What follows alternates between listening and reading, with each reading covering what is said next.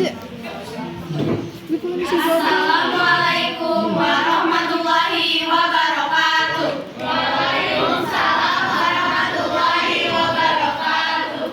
Kami di sini dari kelompok 5 akan menampilkan drama kolosal yang berjudul Bawang Putih Si Anak Tiri. Selamat. Mau menyaksikan? Ya.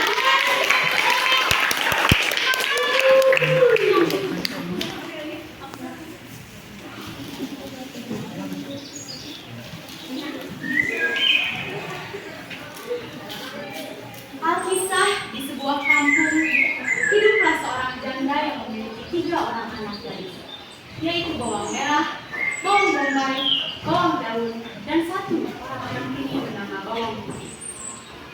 Bawang putih bukanlah anak kandung dari ketiganya. Ayah kandung bawang putih telah lama meninggal dunia. Ketiga saudara kandung itu memiliki sifat dan perangai yang berbeda-beda. Bawang putih adalah gadis sederhana yang rendah hati, tekun, rajin, dan jujur. Sementara bawang merah adalah seorang gadis yang malas dan sombong. Bawang daun adalah seorang gadis yang pemarah dan pembohong. Sedangkan bawang bombay adalah seseorang yang pendendam dan pembangkang. Mereka bertiga sama-sama memiliki sifat yang serakah dan tak mau kalah. Sifat buruk ketiga saudara itu kian menjadi-jadi akibat sang janda selalu memanjakannya dan selalu menuruti acak semua perintahnya. Selain itu, semua pekerjaan di rumah selalu dilimpahkan kepada bawang putih, mulai dari mencuci pakaian, mencuci piring. Semua pekerjaan rumah dikerjakan bawang putih seorang diri. Sementara bawang merah, bawang bombay, bawang daun, dan ibu tirinya hanya senang bersolek dan bermalas-malasan. Hingga di suatu pagi hari yang cerah, suara ribut sudah mulai terdengar di kediaman bawang bersaudari tersebut.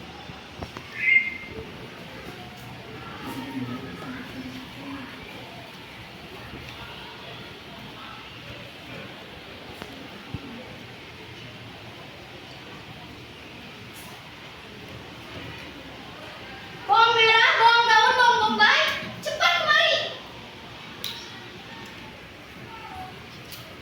Kalian ada yang punya bawang itu tidak? Tidak, Bu. Semalam itu baru gimana? Sudah dihitung. Sudah ibu hitung, ibu simpan dalam lemari. Tadi pagi aku lihat bawang daun dan bawang putih masuk kamar Ibu. Pasti sih, Bi. Tapi aku tidak tahu siapa yang ambil ya. Pasti si bawang putih. Benar, tidak mungkin bawang daun yang mengambil. Bawang putih, kembalikan bawang ibu. Aku masuk ke kamar ibu hanya untuk mengambil pakaian kotor, Bu. Aku tidak melihat bawang ibu. Tapi bawang daun, aku melihat bawang daun masuk ke kamar ibu sebelum aku masuk. Dan Tidak pintu lemarinya terbuka. Tidak mungkin. Kau mencoba menipu kan? Ibu percaya kan kalau aku tidak mengambil uang Ibu? Lalu untuk apa kamu masuk ke kamar ibu, bawang putih? Aku hanya mengambil pakaianku yang salah masuk ke kamar Ibu. Bawang putih salah menyimpannya kemarin. Betul. Kemarin saja bajuku ada di lemari bawang bombay. Dasar pencuri. Sekarang kerjakan semua pekerjaan rumah dan jangan sampai ada yang terlewat. Ayah dan ibuku tidak pernah mengajariku untuk berbuat jahat. Aku bersumpah, aku tidak mengambil uang ibu. Kosong. Cepat cuci baju kami. Cuci juga selain aku. Jangan sampai rusak apalagi hilang. Kalau hilang akan aku adukan pada Ibu agar kami usir dari sini. Kemudian bawang putih segera bergegas menuju sungai dengan membawa sekeranjang penuh cucian milik ibu tiri dan saudari-saudarinya.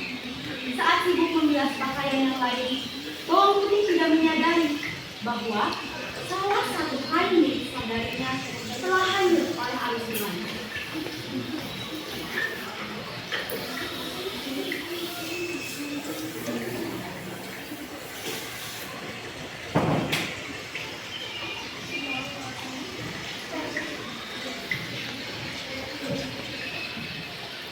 Keranjang warna hijau milik bawang daun kemana ya?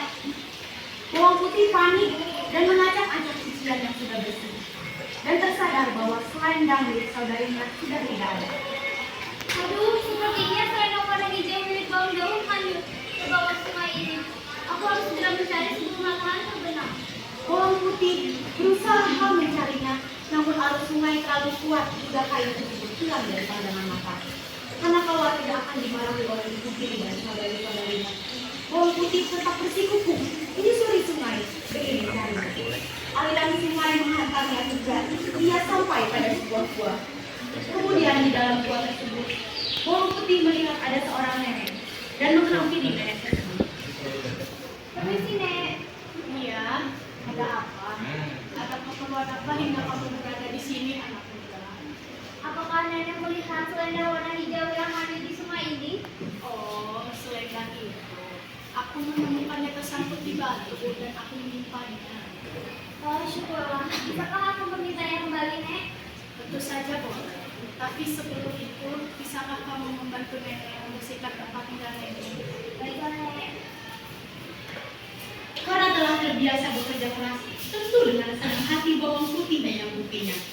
Kegiatan membersihkan gua itu berlangsung hingga menjelang sore hari.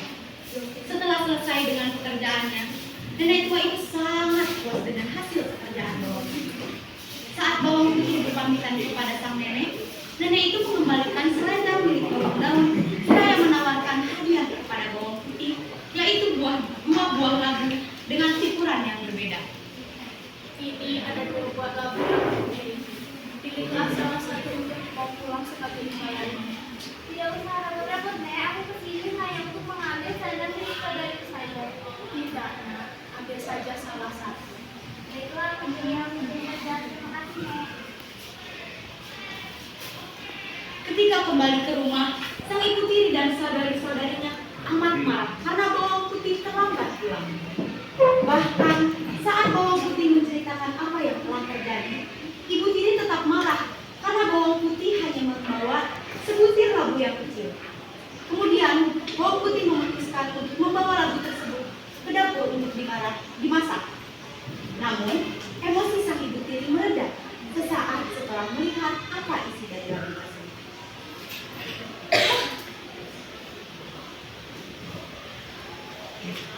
Wah, bawang merah, bawang daun, bawang bombay. Cepat kemari. Lihat yang di bawah bawang putih. Wah, labu kecil ini berisi emas. Coba kalau bawang yang besar, pasti isinya lebih banyak lagi. Dasar yang tidak berguna. Berikan perhiasan itu. Benar, berikan perhiasan ini pada kami. Itu semua juga karena selendangku. Kalau tidak, kamu pasti tidak akan menemukan nenek tua itu. Bagaimana kalau kita pergi ke hutan dan menemui nenek tua itu? Bawang putih tidak berdiajak.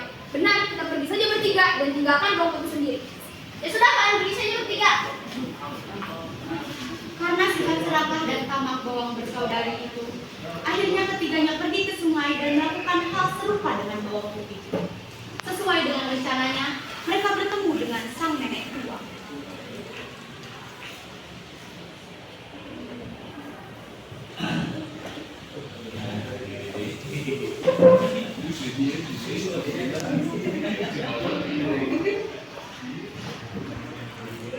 Nek, apa nenek melihat selendang hijau?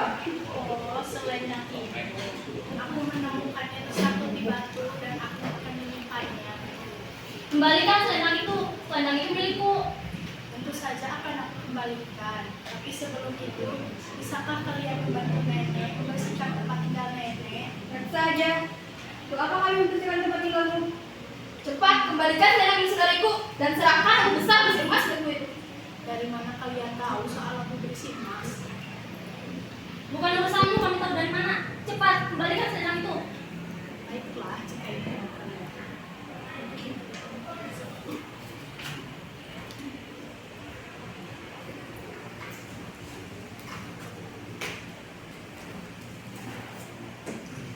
Ini ada 2 buah labu yang aku miliki. Kalian pilihlah salah satu. Kenapa tidak serahkan saja keduanya? Labu ini milikku, jadi aku yang berhak memutuskan. Baiklah, kami pilih yang paling besar. 3 bersaudari itu pulang dengan riang gembira, membayangkan sebanyak apa perhiasan di dalam labu besar itu. Sesampainya di rumah, sang ibu pun menyambut kepulangan mereka dengan sukacita. Karena sang nenek tua itu hanya memberikan 1 buah labu besar, mereka berebut untuk membukanya. Labu ini milikku, karena aku yang begitu sendiri pergi ke hutan. Tidak, labu ini milikku. Ini semua karena kalian sudah menanyakan selendangku. Labu itu milikku, karena aku yang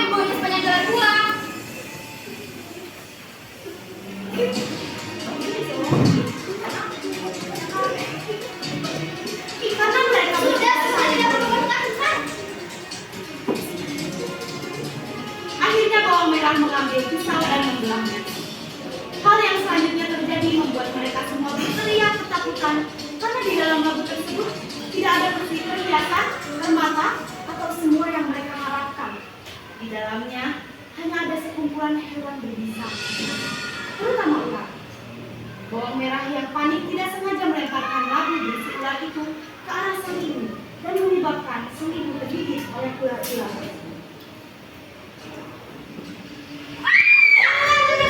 Memang lebih baik kita pergi dari sini.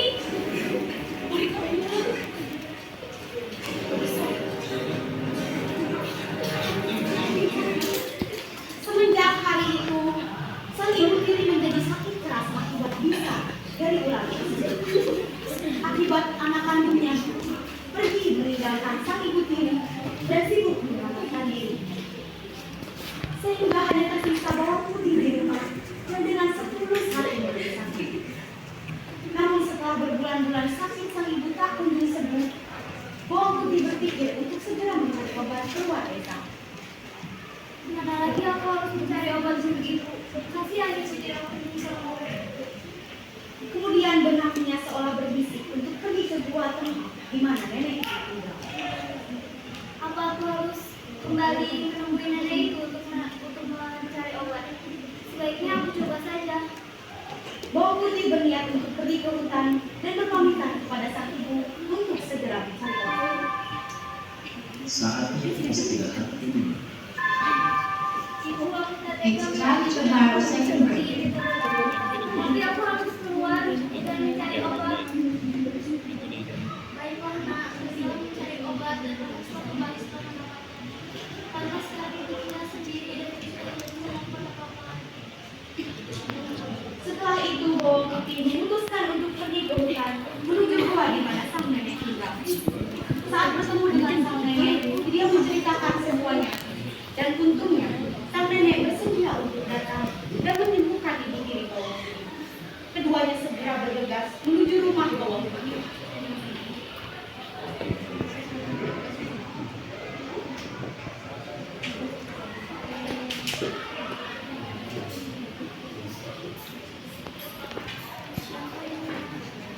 Ini nenek yang beberapa bulan lalu memberikan labu.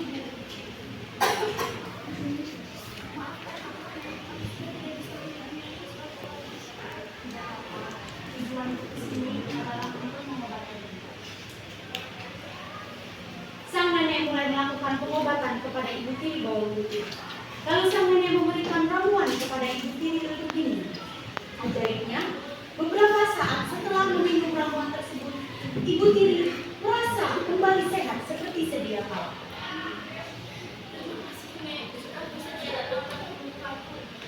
Maafkanlah perlakuanku ketika aku padamu. Sama-sama. Aku sudah lama memaafkan mereka. Sekarang saya ingin bawang putih karena dia satu-satunya putrimu yang kau miliki dan sudah mengurusmu. Akhirnya bawang putih dan ibu tirinya hidup bahagia di rumah sederhana peninggalan ayahnya. Meskipun ketiga saudarinya yang entah kemana, ia tetap berharap suatu saat nanti mereka kembali ke rumah dan bisa berkumpul bersama. Ia selalu membuka pintu maaf bagi keluarganya. Sakit keras yang diderita oleh ibunya menjadi tamparan keras untuknya agar tidak pilih kasih dan memperlakukan anaknya dengan sama rata. Sikap tamak, serakah dan semena-mena kepada sang bawang putih terbayar oleh penyakitnya yang sukar. Setelah itu, ibu tiri berjanji akan menjaga dan menyayangi bawang putih sebagaimana anaknya itu menyayangi. Pesan moral yang bisa kita ambil dari cerita ini adalah setiap perbuatan jahat akan selalu mendapat ganjaran yang sesuai dan yang pantas. Setiap perbuatan baik akan mendapatkan hasil yang baik. Dalam kehidupan kita ini, hukum tanam tuai berlaku. Namun jika kita berbesar hati dan berlapang dada untuk memaafkan kesalahan orang lain, maka kita akan membuat hidup kita jauh lebih damai. Sekian pementasan drama dari kami. Semoga amanat dan pesan tersirat terkandung dalam kisah ini dapat dipetik oleh kalian. Terima kasih atas perhatiannya.